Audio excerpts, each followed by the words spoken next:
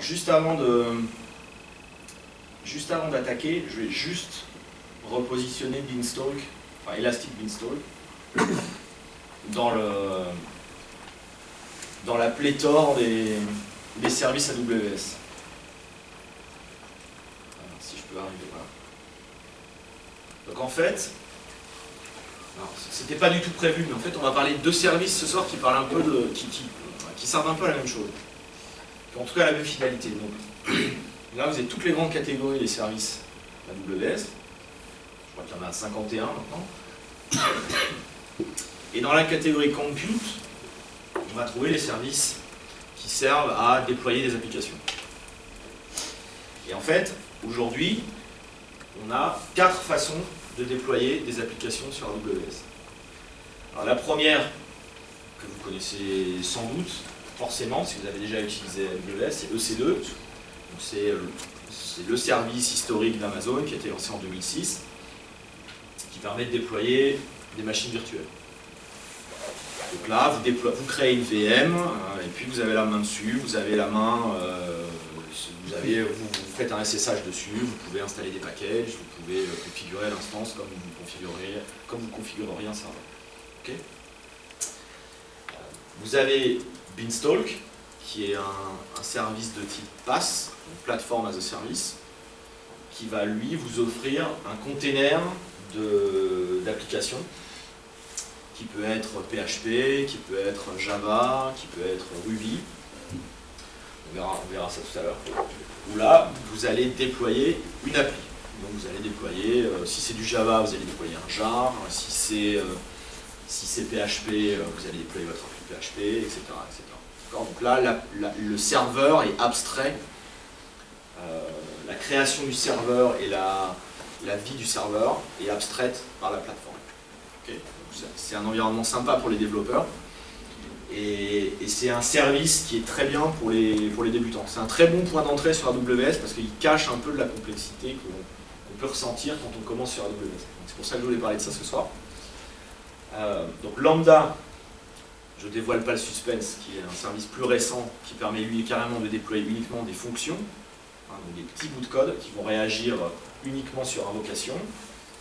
Et puis bon, ECS, dont j'ai parlé déjà à la terre entière, sauf un Rennes hier soir où j'étais trop malade, j'ai pas pu y aller, donc il me reste Rennes. Mais voilà, qui est le service de container managé, de container Docker managé sur AWS. Voilà, j'en ai parlé à Docker Lyon. Je veux bien refaire une session un jour ici. Bon. Mes slides sont prêtes, il n'y a pas de problème. Je les connais par cœur, j'en rêve la nuit. Donc on va parler de Beanstalk. Donc ce qu'on va faire en fait ce soir, on va vraiment partir de zéro. Donc c'est de la live démo pure, alors on va espérer que les dieux sont avec moi et que mon cerveau fonctionne à peu près. Donc ce qu'on va faire, alors déjà je vais faire un tout petit sondage. Qui n'a jamais utilisé AWS? D'accord, ok. Qui a... Alors il faut que je le fasse. Qui n'a jamais utilisé Beanstalk? Du coup, les mêmes, ouais, plus. Ok, d'accord. Alors je vais le faire à l'envers. Qui fait de la production sur Beanstalk? Ah d'accord, c'est cool, ok. Yes, il y en a. Ok. Alors on va faire une application Rails, mais c'est vraiment... alors pour ceux qui m'ont déjà vu, tout le monde sait que je suis un dieu du PHP. Je suis aussi un dieu du Rails. Donc ça va pas voler très très haut. Après, ceux qui m'ont vu rigolent, ils savent de quoi je parle. Alors, vous allez voir, c'est au moins aussi bien. Donc, qui ne connaît pas du tout Rails? Ruby Rails. Bon, ok, c'est vrai, d'accord. Mais vous en connaissez plus que moi. Donc on va créer une mini-application. Le but du jeu, ça va être de créer une mini-application de blog, de mini, de la déployer sur un environnement de dev, tout simple. Voilà, vous montrer le cycle de développement finalement, comment on déploie, comment on modifie une appli, comment on la redéploie sur Beanstalk, etc. Ensuite on va créer un environnement de prod, donc, qui sera un peu plus complexe, avec de l'autoscaling, avec un load balancer, avec un back-end sur RDS, donc RDS, Relational Data Service, la base de données managée d'AWS, avec Postgres derrière. Okay, donc on va voir comment on fait les deux environnements. On va voir le cycle de développement. On va tout faire en live. Je vais essayer de ne pas trop merder. Et si jamais vous avez des questions, s'il y a quoi que ce soit que vous ne comprenez pas, vous m'arrêtez. Vraiment, je fais une session pour les 100% débutants. Là. Donc il faut que vous sortiez de là en ayant compris et en étant capable de le refaire. Avant que j'attaque, comme d'habitude, ne vous embêtez pas à noter quoi que ce soit. Je posterai toutes les slides, la moindre commande que j'ai tapée. Je posterai ça dans le meetup, dans le forum du meetup, sans doute demain. Ok? On y va? C'est parti. Alors, ouais, j'ai mes anti-sèches parce que... Alors le premier truc qu'on va faire, parce que tant qu'à faire les choses bien, on va se créer un repository Git. Voilà. Donc je commence par ne pas parler d'Elastic Beanstalk en fait. Je commence par parler d'un autre service qui s'appelle Code Commit. Quelqu'un connaît Code Commit?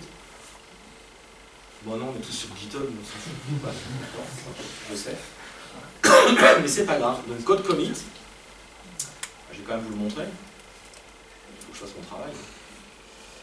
Donc c'est un Git managé qui est hébergé chez nous. Alors, qui est peu connu parce que, c'est un service encore relativement récent, et surtout, il n'est disponible que dans la région US East. Voilà, c'est pour ça que je suis passé sur North Virginia. Là. Pour ceux qui sont en train de se dire, oh là là, ça y est, là, qu'est-ce qu'il fait? Donc là, je suis plus sur la région Europe, je suis sur la région US. Voilà. Et donc le repo que je viens de créer, d'accord? Voilà. Pour l'instant, il n'y a rien dedans. Donc là, j'ai juste créé un repository que j'appelle blog, donc, qui est dans la région US East, avec une description. Voilà. Et je récupère quoi? Je récupère un petit bout de JSON qui me donne essentiellement l'URL de clone SSH ou HTTP. Okay. Donc, à partir de là, c'est des commandes Git normales. Okay. Donc voilà, sachez que si vous voulez un repo privé, simple, vous l'avez. Okay. En une commande. J'aime bien GitHub, mais voilà, de temps en temps, c'est bien d'avoir un truc privé aussi. Oups, on s'en fiche. Ok, donc voilà, on va le cloner.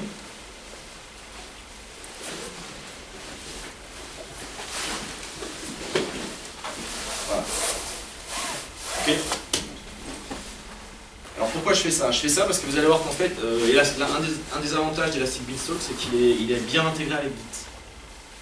Il va être capable de gérer les branches, il va être capable de faire tout ça. On va voir ça au fur et à mesure. Ok. Alors on va commencer à faire du Rails. Voilà. Donc je crée une appli. Je crée une appli. Voilà. Ça c'est Rails. Je fais des trucs. Voilà. Et là on bénit le SSD. Quoi? Et là on bénit le SSD. Ouais. Ah ouais, non, il fait quelque chose là, forcément. Sinon ça ne prendrait pas de temps. Hein. Voilà. On va faire ça. Parce que ça, il n'en sera jamais. Ah oui, on va pas faire ça alors.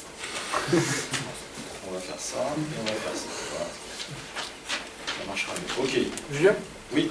Tu peux monter ta console, s'il te plaît? Le bas de ta console, tu peux la remonter? Ah oui, c'est vrai, le bas de l'écran, on voyait rien. Ouais, attends. Merci. Voilà. Ça. Ok. Ok, donc là, bon, pour les gens qui ne connaissent pas Rails, pas de souci. On a juste déclaré une nouvelle, une nouvelle application. On va tester notre repo, tant qu'à faire. Voilà.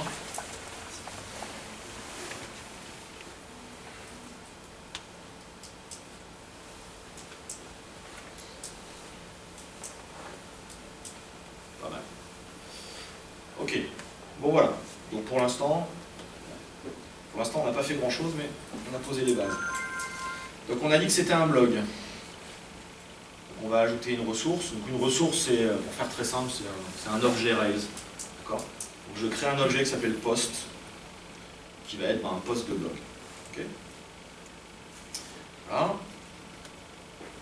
Tout ça, c'est du Rails. Alors les gens qui connaissent Rails connaissent ça par cœur. Voilà, ça fera très bien ça. Voilà. Je crée les objets dans la base de données. Et normalement... Ah oui, on va commiter quand même.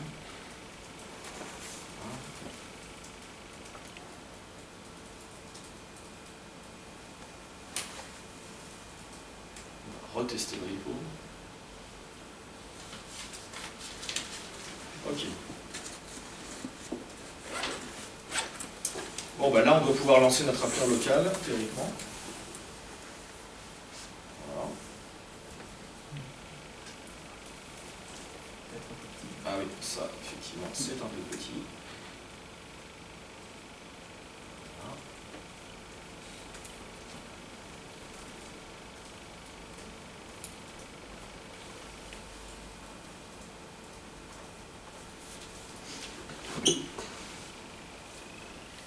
Voilà, magnifique. Voilà. Je vous avais dit que j'étais fort en Rails. Donc là, je suis en local. Okay. Normalement, je peux poster des trucs. Voilà. Bon. Donc ça, c'est en local. Très bien. Bon, pour l'instant, on n'a pas vu grand-chose de Beanstalk. Alors, on va commencer. Je vais revenir à ma console. Je vais laisser tourner mon petit serveur, comme ça on verra mes modifs au fur et à mesure.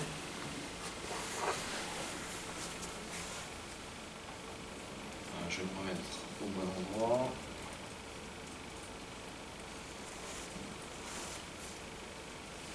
Ok, on y est. Bon. Alors, donc là on a une appli. Donc c'est du Rails, mais à la limite peu importe. Si vous faisiez du PHP, du Java, du Node, ça serait exactement le même schéma. Donc le premier truc à faire, c'est de créer un environnement. Donc créer un environnement, on va créer une application. Donc, créer une application, c'est simplement dire à Elastic Beanstalk, bon ben voilà, je vais initialiser une application que j'appelle blog, qui va être en Ruby. -P c'est pour plateforme. Alors si vous mettiez PHP, ben voilà, Java, c'est là que ça se déclare. Vous pouvez spécifier la version. Par défaut, je crois qu'il prend la dernière version. Donc là, ça va être Ruby 2.2. Mais si vous voulez une version spécifique de Java, une version spécifique de PHP, ou même de Ruby, ben évidemment, c'est là que ça se déclare. Et puis on va lui dire qu'on veut la mettre dans la région ouest. Ok. Donc pour l'instant, c'est vraiment juste déclaratif. Je vais revenir dans ma région irlandaise.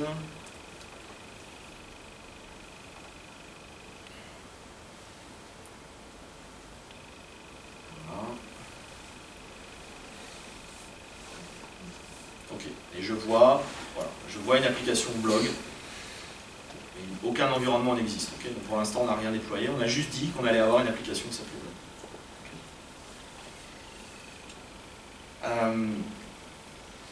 Alors ça a fait quoi? Ouais, ça a modifié gitignore. Pourquoi? Ah oui, parce qu'il veut exclure les fichiers de configuration. Alors ça, c'est important, parce que c'est souvent dans ces fichiers-là que vous allez mettre des secrets ou des variables que vous n'avez pas envie de retrouver sur GitHub ou nulle part. Donc c'est très bien que ce truc-là soit exclu. On va l'exclure. Magnifique. Voilà, on doit être à jour. Ok. Et donc maintenant, on va créer l'environnement. Donc un environnement.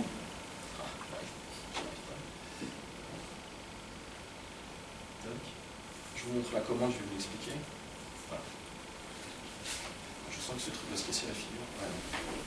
Ah, c'est bon, je gère. Alors, donc la commande create, le nom de l'environnement. Donc un environnement, ça va être, comme son nom l'indique, un ensemble de paramètres qui vont décrire l'environnement d'exécution de l'application. Par exemple, c'est là que vous allez dire, est-ce que vous voulez que ça soit du single instance? Est-ce que c'est une seule VM? Est-ce que vous voulez que ça soit load balancé? Est-ce que vous voulez qu'il y ait une base de données associée à cette application, etc. etc. Donc on va créer plusieurs environnements. Ça c'est l'environnement de dev. Ensuite on va créer l'environnement de prod qui sera plus complexe. D'accord? Donc là je lui dis moins single, ça veut dire que tu me crées un seul serveur. C'est un serveur de dev, j'ai pas besoin d'avoir l'arsenal. J'ai pas besoin d'avoir l'arsenal AWS, je veux un truc tout simple qui démarre rapidement. Je donne le nom de la clé, ça c'est la clé SSH qui me permettra de me connecter sur l'instance. Et puis je lui passe une variable d'environnement, ça c'est encore un truc de Rails. Il a besoin d'avoir une variable qui s'appelle secret keybase avec un token aléatoire qui lui sert à chiffrer les cookies et autres plaisanteries. Okay. Donc on va exécuter ce truc-là.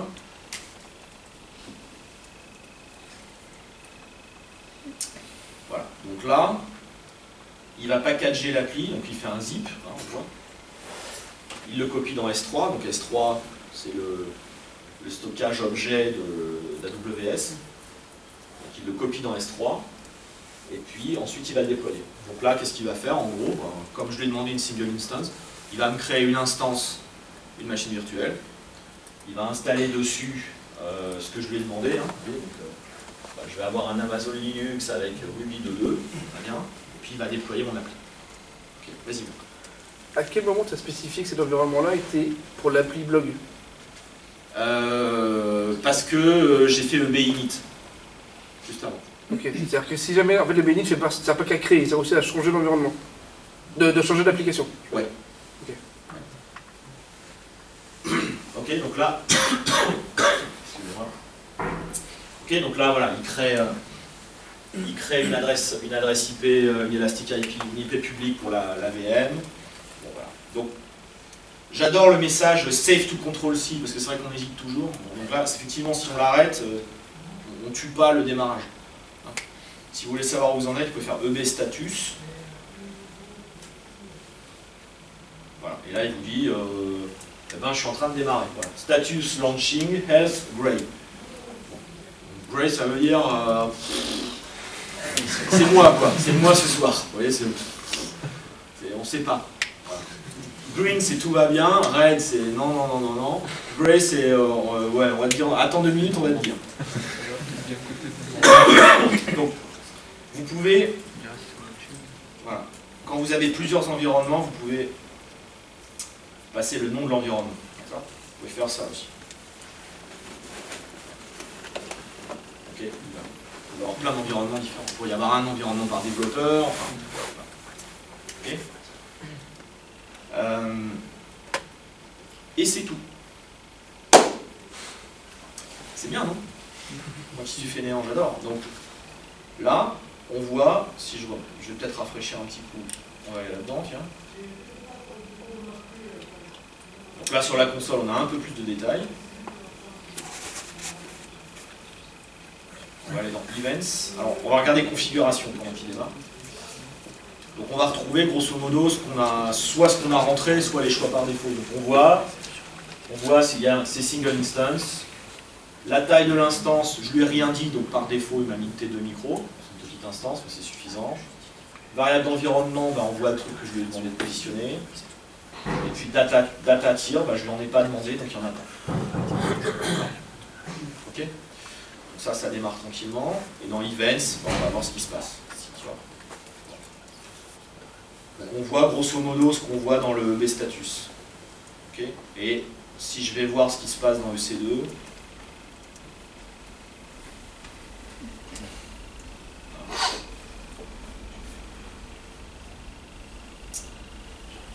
j'imagine qu'on voit une instance. La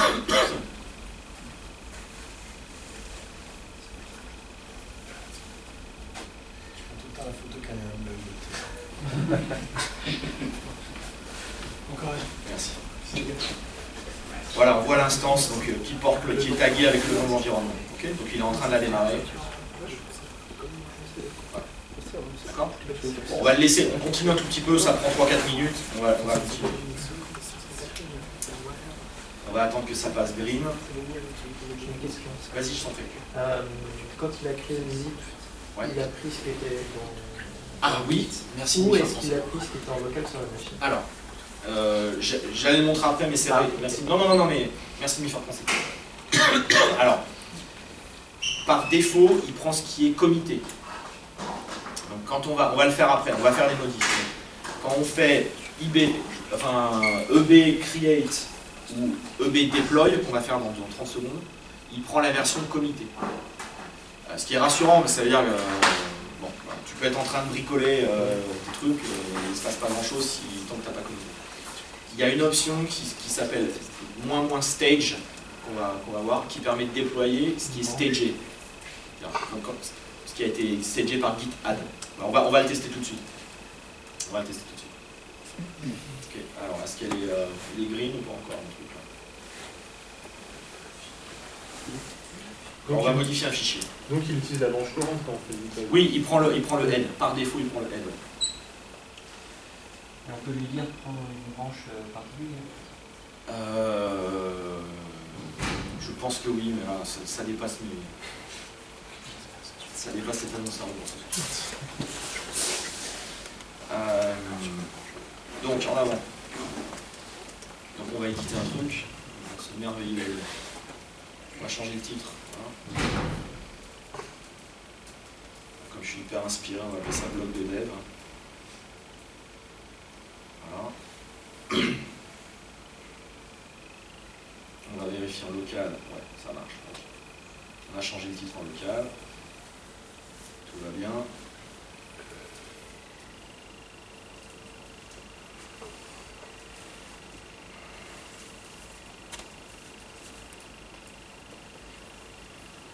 Ah, launching green. Okay.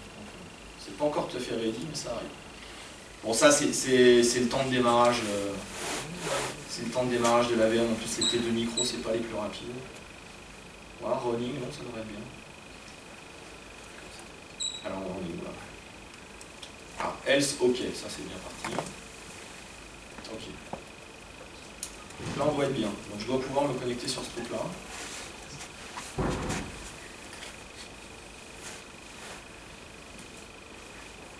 Slash post. Voilà. Ok, donc là, je suis sur mon instance de dev. Là, je suis plus en local. D'accord. Ok, on voit bien l'URL là. D'accord. Donc, on va faire exactement ce qu'on disait là. Donc là, j'ai fait une modif sur un fichier. Ok, je l'ai testé en local. Bon, là, si je fais. Alors, la commande qu'il faudrait faire, c'est EB deploy. Si je la fais, ben, il ne se passera rien. Enfin, ça va redéployer la même chose. Hein, parce que ma modification n'est pas stagée. Donc, si je fais ça.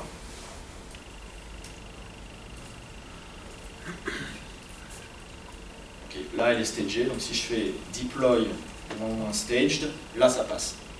Si je fais un deploy tout seul, il ne se passera rien. Bon, on va la commiter.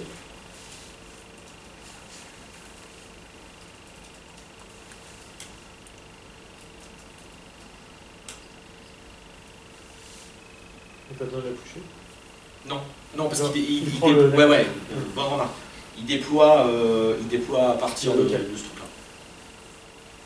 Voilà, donc là, ça doit être plus rapide parce que l'instance est déjà créée. Donc, tout ce qu'il fait, c'est réuploader la version. Voilà, ça doit être rapide. Okay. Donc voilà le cycle de développement. Une fois que l'environnement est créé, donc vous voyez l'environnement là, un environnement single à une instance comme ça. Bon, ça paraît toujours long quand on le fait comme ça et qu'on regarde l'écran, mais bon, c'est 3-4 minutes. Et puis après le deploy est rapide. Donc vous pouvez intégrer ça facilement dans l'intégration continue, tout ce que vous voulez. Enfin, c'est tout ça. C'est pour ça que j'ai vraiment volontairement voulu tout faire en ligne de commande ce soir pour vous montrer que c'est scriptable et que c'est. Voilà. Donc si je me reconnecte là-dessus. Voilà, mon titre a changé. Donc vous voyez là, le deploy, c'est moins les minutes. Ok. Bon, donc on pourrait continuer comme ça les deux. Des questions? Non. Vas-y, hein. Ouais, vas-y. Au niveau de la zone, ça a été. C'est une variable d'environnement ou. Qu'est-ce que tu entends par zone? Là, ça choisit l'Irlande. C'est parce que c'était déjà configuré ou... Non, c'est au moment où c'est au début. Quand j'ai fait. C'est au niveau du unit.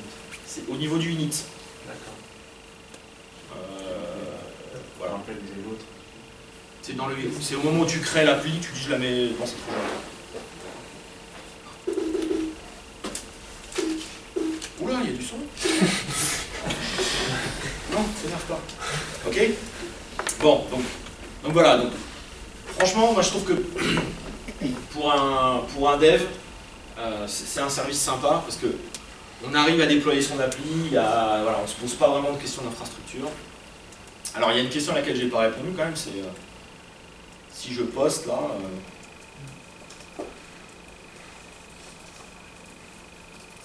Bon là je suis sur un truc. Ok. J'écris en base, mais laquelle? Bon, parce que j'écris pas dans RDS là, manifestement. Bon. Alors, j'écris dans SQLite, okay, qui est la base par défaut sur Rails. Donc, j'écris en local dans un fichier. Donc, pour de la prod, on est d'accord que c'est inacceptable. Pour faire du dev ou pour bricoler, c'est bien suffisant. Mais ce qu'on a envie de faire, c'est avoir une vraie base. Donc, on va faire ça. Donc on va se créer une branche de prod.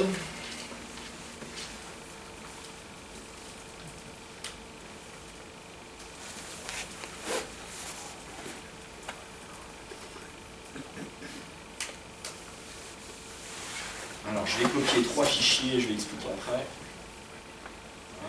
Voilà. Oh.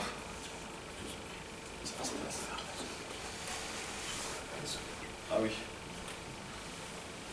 Voilà.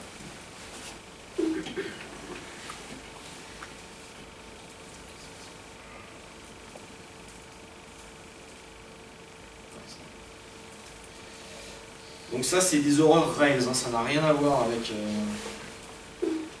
ça n'a rien à voir avec Beanstalk, mais je vais quand même vous expliquer vite fait.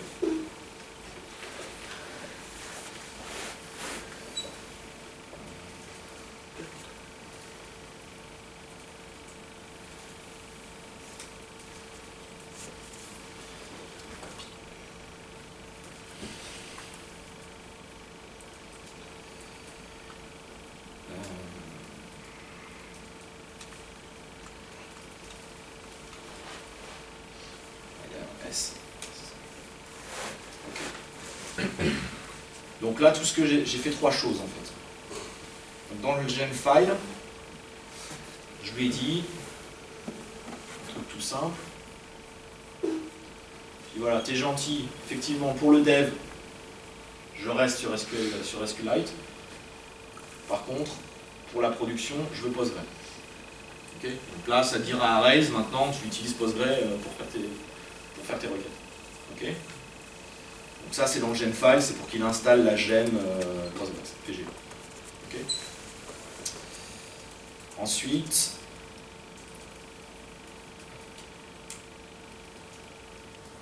j'ajoute ça. Donc ça c'est les variables d'environnement pour que l'appli Rails puisse se connecter à la base. Donc la base, le username, le password, etc. Okay. Ces valeurs-là, elles vont être positionnées automatiquement par Beanstalk. Et quand Beanstalk va créer l'instance RDS, il va automatiquement injecter ces variables d'environnement dans l'appli Rails. D'accord ? Et encore faut-il que je lui donne le nom des variables, et c'est dans ce fichier-là que je le fais. D'accord ? Et le dernier truc que je suis obligé de faire, c'est d'installer sur l'instance le package Postgres 9.4 qui est le client Postgres. Donc la gem PG, elle s'appuie sur ce package. Donc entre parenthèses, dans EB extension, bon là j'ai pas le temps d'en parler ce soir, puis c'est des sujets un petit peu plus avancés. EB extension, c'est ce qui va vous permettre de configurer d'ajouter dans votre appli et de configurer d'autres services AWS. Par exemple, si vous voulez intégrer votre appli avec Elasticache ou avec des choses comme ça, vous allez le faire avec EB Extension. Ça vous permet d'intégrer facilement tout un tas d'autres services autour de votre application Beanstalk. Okay, donc ça c'est de la config, mais enfin bon, la doc est plutôt bien faite là-dessus, il n'y a pas de difficulté. Okay.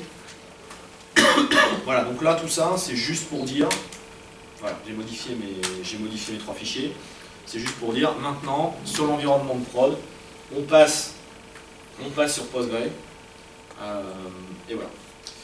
Donc je vais committer ça.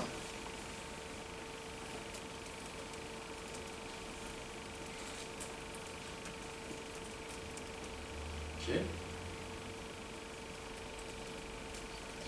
Voilà. Bon, et là maintenant on va pouvoir créer l'environnement de prod. Alors là je vais créer un environnement le plus riche possible. Donc, la commande est assez longue.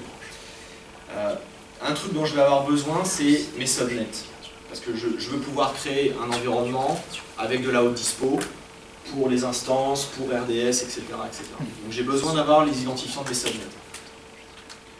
Donc il y a une commande qui est simple, que vous connaissez peut-être, qui est AWS EC2 describe subnets, qui me donne les sous-réseaux qui sont disponibles dans mon VPC, dans mon réseau privé.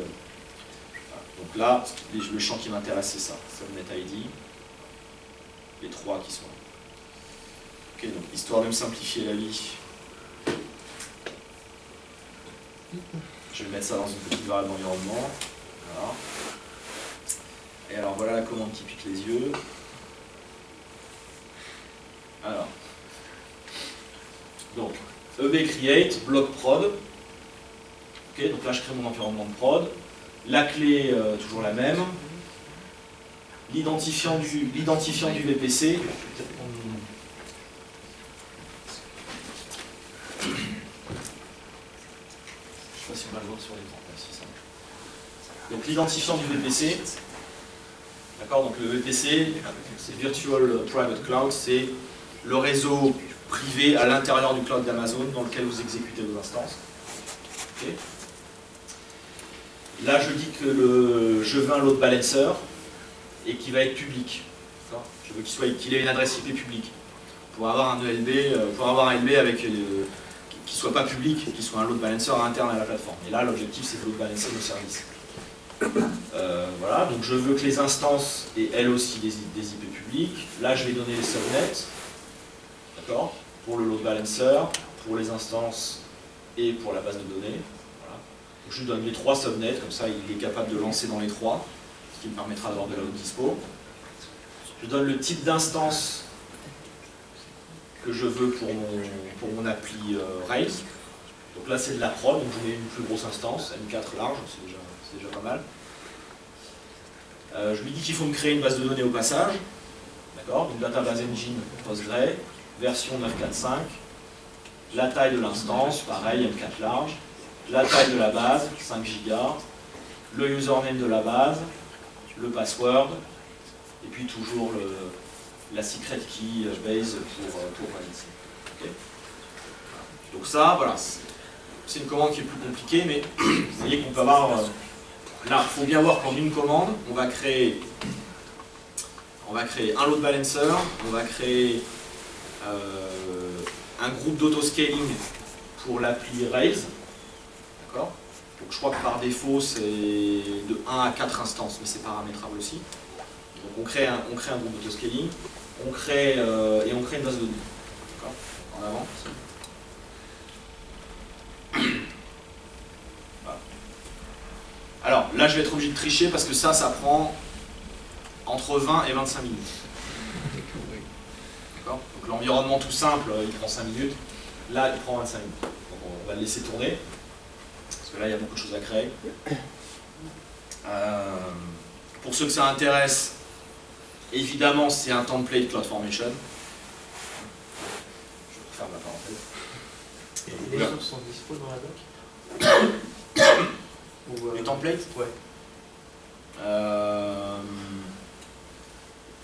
Je crois pas, ceci dit, Alors allons voir donc l'information, maintenant que je pose la question.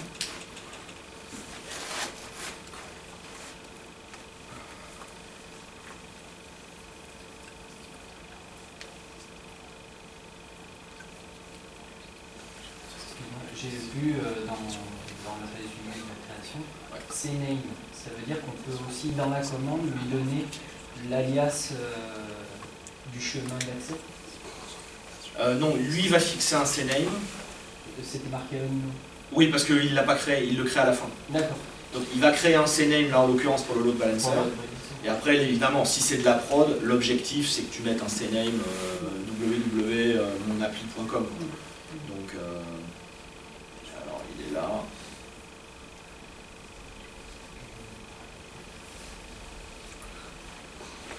Donc si tu as envie de te faire un peu mal à la tête, oui, il est là. Faut aimer le JSON, hein, faut aimer ça. Non, mais en plus là c'est hyper mal formaté, mais avec un éditeur un peu plus JSON friendly. Mais bon, il y a pas de magie quoi. C'est-à-dire que quand tu vas le regarder, tu vas voir qu'est-ce qu'on fait. On crée une launch configuration, un auto-scaling group, un ELB. Voilà, c'est toujours les mêmes concepts qui sont en dessous, quoi. C'est toujours les mêmes concepts. Voilà, donc là ça va tourner. Bon. Et si je reviens dans mon environnement ici, voilà, là il fait un petit reload là. Voilà, il est en train de le créer, mais là ça prend un petit peu plus de temps. C'est la création de la base de données qui est longue, d'autant plus qu'à la création de la base de données, il y a un backup. Alors vous allez me dire c'est un peu idiot parce qu'elle est vide, c'est comme ça. Il backup tous les objets d'emblée. Bon. Et ça fait perdre entre guillemets 5 ou 6 minutes. Alors, bon, je l'avais préparé à l'avance.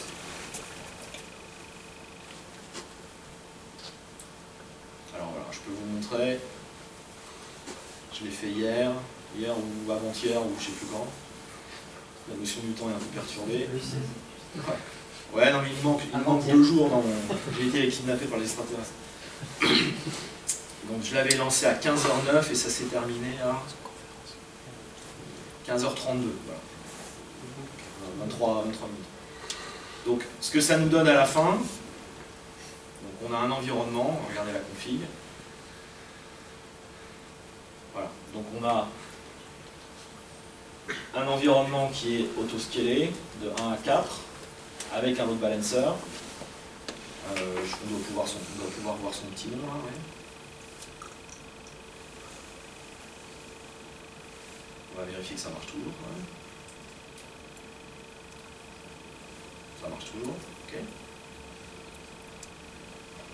Voilà, mon instance M4 large. Qu'est-ce qu'il y a d'autre? Et puis ma base de données. Voilà. Okay. Load balancing, voilà, donc on est load balancé sur le port 80, blablabla. Je vois tous mes subnets. Ok. Et puis je vois ma base de données. Donc, bon, la commande est un peu plus compliquée, on est d'accord. Mais en 20 minutes, vous créez, enfin, pour les gens du siècle dernier comme moi, qui devaient faire ça à la main, bon, ouais, voilà. Alors après, on va me dire, ouais, mais non, mais après, avec Vagrant, VirtualBox et tout ça, on faisait en 10 minutes aussi. Ok, admettons, mais voilà, provisionner ça, provisionner des serveurs scalables, load balancés, avec une base de données redondée, parce que la base de données là, elle est, je sais pas si je l'ai mis en multi AZ. Enfin bon, bref. Voilà, je trouve qu'en 20 minutes, on en a pour notre temps. Alors, j'ai presque terminé. Je vais juste vous montrer un dernier petit truc. C'est qu'évidemment, en dessous de tout ça, certes c'est un service pass, mais en dessous de tout ça, on va retrouver les services qu'on a l'habitude de retrouver. Donc on va retrouver EC2. Voilà mon instance. Voilà mon instance EC2.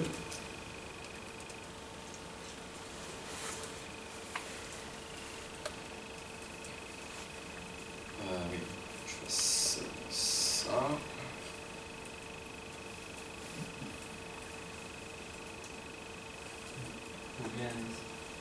Ah, merci.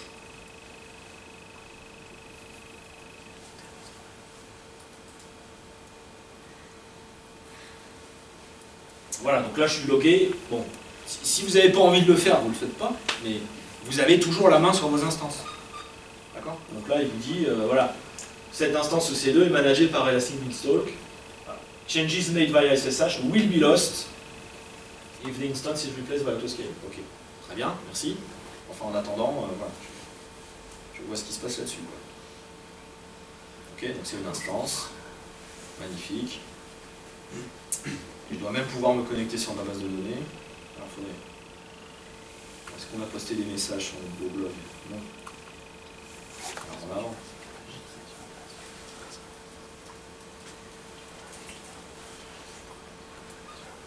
Ah, on va mettre un deuxième.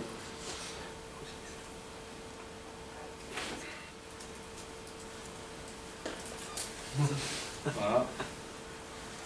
Ok. Donc voilà, on retrouve dans la console EC2 tout ce qu'on a l'habitude de voir quand on fait du EC2. Et si on va dans la console RDS, bah, ça va être un peu pareil, on va retrouver l'instance, on va trouver son petit nom et on va se connecter dessus.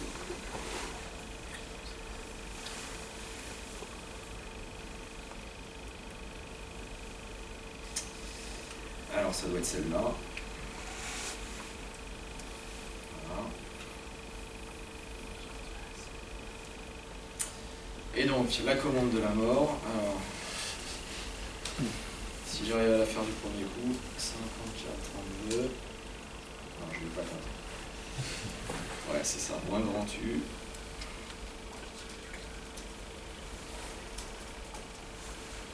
Et je pense que c'est bon. Voilà. Mon super mot de passe. Donc là, on doit avoir une table poste. Magnifique. Et voilà. Ok. Donc, vous avez toujours la possibilité d'accéder à votre base, vous pouvez faire des backups, faire ce que vous voulez, vous pouvez injecter des données. Simplement, bon, vous avez aussi la simplicité de déployer sans trop de complexité vos applis. On va refaire un petit deploy juste pour voir. Donc on va aller dans... Voilà, ça dénonce l'autre. On va aller là. Regardez si quelle branche on met. Qu'est-ce qui se passe là?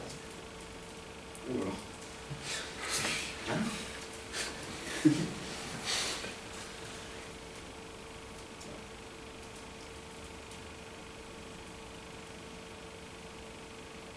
Ah ouais, Rails block, c'est ça. Voilà.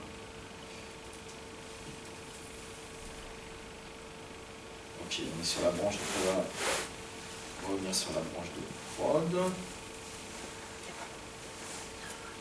Ok, on va faire...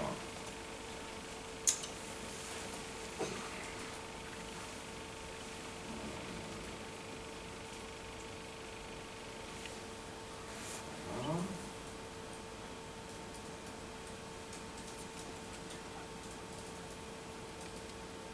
Ok, et donc si on fait EB deploy, alors regardez le nom des environnements parce que j'ai un doute.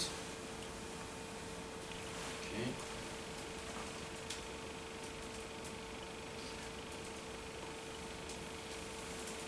Voilà, je crois que c'est ça.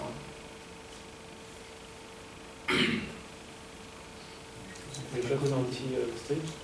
Ah ouais. C'est mémorable, hein. Ouais. Alors, on va tenter le AB abort, là, généralement il dit non, tu peux pas.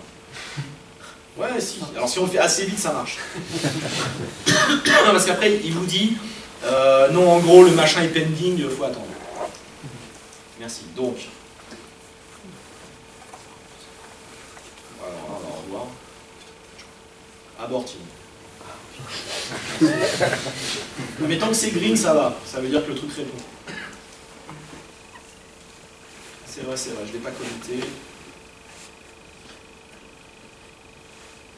Et bah, du coup, on va tester le stage, tiens. On va le laisser revenir dans l'état normal. Ready green, ok. Ah ouais, non, si on le fait vite, ça va. Hop.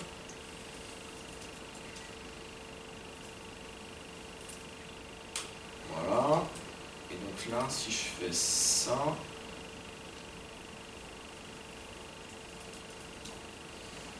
normalement,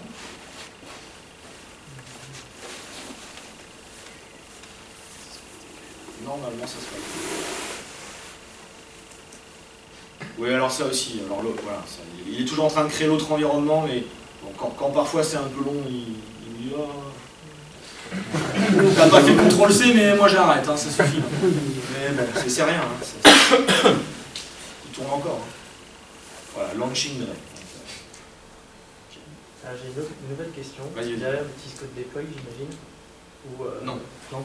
Donc, et alors quand tu déploies, est-ce qu'il y a une coupure de service si tu as plusieurs ECD? Alors, ça c'est une bonne question. Alors attends, ça y est, il a fini, on va juste vérifier. Ok. Voilà. Donc le moins staged, voilà. C'était l'occasion de le montrer. Alors, tu peux contrôler ça. La politique de déploiement, c'est ça. Updates and deployments. Bon alors, quand il n'y a qu'une instance, on se doute qu'il y a un moment quand même où, même si ça va très vite de faire stop-start, il peut y avoir une petite coupure. Quand tu es en multi-instance, tu peux lui dire, fais du rolling updates, tu fais un par un ou pas plus de 30%, tu peux contrôler ça. Donc du coup, voilà. Tu peux lui dire, il doit toujours y avoir au minimum X instances en service et tout. Donc ça c'est assez cool. Parce que ça c'est vraiment chiant à gérer.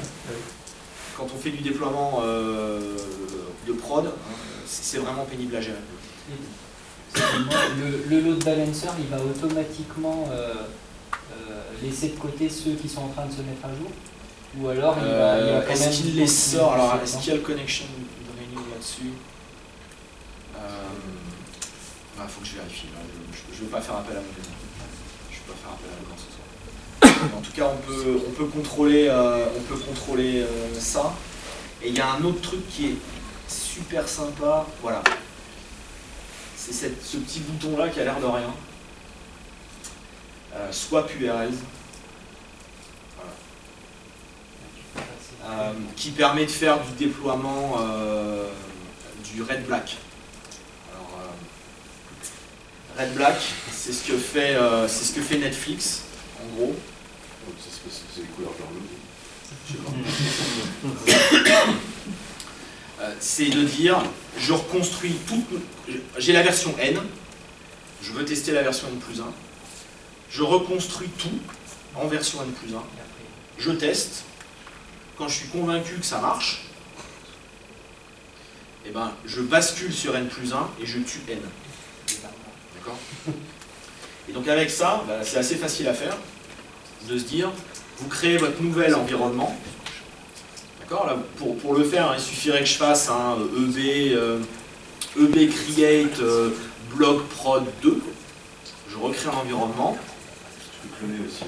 Ouais, on peut cloner. Donc je recrée un environnement, je déploie ma version de code, j'ai mes URL, j'ai mes CNAME, je fais mes tests, et puis quand je suis OK, le CNAME interne, je le regarde. Et par contre, dans votre DNS, vous pourriez dire, soit vous le changez dans votre DNS, soit vous le changez là, mais hop, vous faites l'échange entre les deux CNAME, et puis vous basculez d'un environnement sur l'autre complet. Et ça, pour le coup, c'est instantané. Donc c'est un moyen assez sympa de faire les déploiements. Voilà. Bon, il y a plein de trucs rigolos comme ça qu'on peut faire sur Beanstalk. Mais bon, voilà, je pense que je vais m'arrêter là, puis je suis en train de perdre ma voix. Et c'est mieux que je m'arrête. Voilà, on va juste regarder où il en est, ça fait 20. Ouais, il est encore en train de tourner, ça ne doit pas tout à fait faire 23 minutes. Voilà. J'avais juste un tout dernier petit truc à vous dire. Donc voilà pour Beanstalk. Je vous encourage à l'essayer, c'est un service qui est vraiment sympa, c'est un bon point d'entrée pour AWS, parce que vous voyez, il n'y a pas besoin de connaître grand chose en fait pour démarrer. Et puis quand on regarde ce qui se passe en dessous, on commence à rentrer un petit peu dans EC2, on commence à rentrer un petit peu dans l'RDS. Donc c'est un bon prétexte pour commencer à jouer avec AWS et à commencer à regarder ce qui se passe en dessous. Merci beaucoup, merci de m'avoir supporté. J'ai pas été brillantissime, mais c'est pas grave, au moins j'ai été là. N'hésitez pas, pour ceux qui ne le feraient pas encore, à nous suivre sur Twitter, si vous voulez être au courant de tous nos événements. C'est vraiment le meilleur moyen de rester en contact. D'ailleurs, il faudrait qu'on ait un compte en WS nous aussi. Message privé. Non, mais S'il y a un community manager, je suis preneur. bon, je vous laisse vous réaliser. Voilà, donc ça, c'est tous les prochains événements où on sera. Donc il y a le salon du Big Data début mars, IoT World à Paris aussi, en mars. Donc le SIDO, le salon de l'Internet des objets à Lyon. Donc moi, si je suis pas malade, je serai là. C'est un hackathon. Quoi? C'est un hackathon. Non, c'est un... Enfin, C'est un salon. oui, il y a un hackathon Il y a aussi, un t'as raison. Il y a un hackathon. Mais nous, c'est un salon on va dire, traditionnel. Enfin, on aura un stand, on a des conférences. Voilà, j'ai un de mes collègues aussi qui fera une démo IoT assez mortelle. L'inscription au salon, je crois, est payante. Mais, si le sujet vous concerne ou si vous arrivez à trouver des invités, je vous conseille de venir parce que sa démo est vraiment impressionnante. Puis on sera à Devox et Dotscale aussi à Paris. Je vous encourage encore et toujours à venir au Summit le 31 mai. Il va durer 2 jours ou pas? Pour l'instant c'est un, mais pour l'instant c'est un. On m'a dit peut-être 2. Mais c'est un suspense, il y a encore le suspense. Voilà. Donc voilà, là vraiment venez, si vous pouvez venir, venez. Là pour le coup c'est gratuit. Donc vous avez juste le TGV et éventuellement la nuit d'hôtel. Mais bon, vous pouvez faire l'aller-retour une journée. Si vous voulez progresser un grand coup sur AWS, c'est le truc à pas rater. Bon, et puis les user groups, on en a déjà parlé. Voilà, merci beaucoup. Désolé pour la voix.